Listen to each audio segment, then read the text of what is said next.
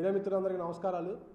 ముందుగా అందరికీ మహాత్మా జ్యోతిరావు పూలే 199వ జయంతి శుభాకాంక్షలు. జై పూలే.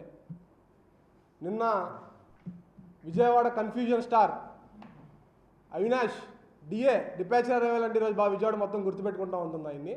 నిన్న ఆయన పిచ్చి పిచ్చి మాటలతో ఏదో పేలుతూ ఉన్నాడు. ఈరోజు రాష్ట్రంలో మొత్తం అవినీతి అంట, మొత్తం అక్రమాలంట. డిపాచర్ అరైవల్ గారు, మీరు దయచేసి ఏం మాట్లాడుతున్నారో ముందు మీరు తెలుసుకోండి. మీ మాటలు వింటూ ఉంటే ఈరోజు రాష్ట్ర ప్రజలందరికీ ఏం అర్థం కావడంలా. ఒక పక్కనేమో మీ కమెడియన్ స్టార్ మీ మావిగన్ ఏం మాట్లాడుతున్నాడు ఎవరికి అర్థం కాదు, ఓ కన్ఫ్యూజన్ స్టార్ ఏం మాట్లాడుతున్నాడు ఎవరికి అర్థం కాదు. ఈరోజు రాష్ట్రంలో ముఖ్యంగా ఈరోజు విజయవాడ నగరంలో ఎంపీ గారిని ఉద్దేశించి మాట్లాడుతూ ఉన్నాడు departure arrival confusion star Avinash. ఈరోజు ఆయన మాటలు వింటూ ఉంటే ఇంకోసారి మళ్ళీ ప్రీకేజ్గా ఏమైనా వెళ్తాడేమో అనిపిస్తూ ఉంది.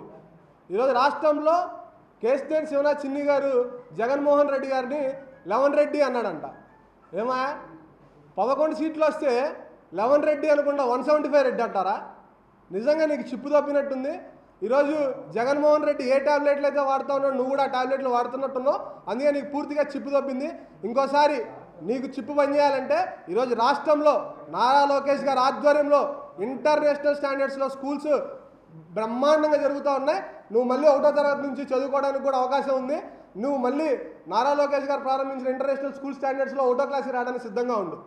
ఈరోజు కార్మికులకు జీతాలు ఎగ్గొట్టినాడు ఏదో చెప్పాడంట, ఈయన చెప్తా ఉన్నాడు.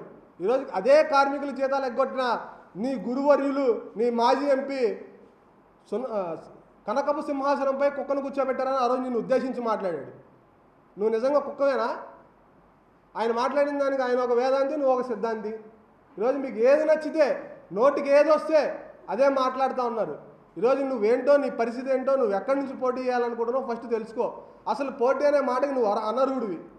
విజయవాడ ఎంపీగా ఓడిపోయావు, విజయవాడ ఈస్ట్ ఎమ్మెల్యేగా ఓడిపోయావు, ఆఖరి గుడివాడలో కూడా ఓడిపోయావు. ఈరోజు నేను ఓపెన్ ఛాలెంజ్ చేస్తూ ఉన్నా. దాన్ని స్వీకరించడానికి సిద్ధంగా ఉంటే సిద్ధంగా తీసుకో. నేను మా పార్టీని ఒప్పించుకుంటా, మా అధిష్టానాన్ని ఒప్పించుకుంటా.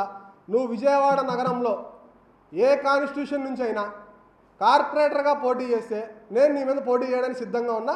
నా మీద గెలిచి చూపించు. నువ్వు కార్పొరేటర్కే ఎక్కువ, ఎట్లా గెలవు అది రెండో విషయం, కార్పొరేటర్కే ఎక్కువ. నీ మాటలు ఈరోజు విజయవాడ జనాలు ఎక్కడ వినడానికి సిద్ధంగా లేరు. దయచేసి ఇలాంటి పిచ్చి పిచ్చి మాటలు ఇంకోసారి మాట్లాడితే కఠినమైన చర్యలు జరుగుతాయని కూడా ఈరోజు డిపాచర్ అరైవల్ గారికి తెలియజేస్తాం.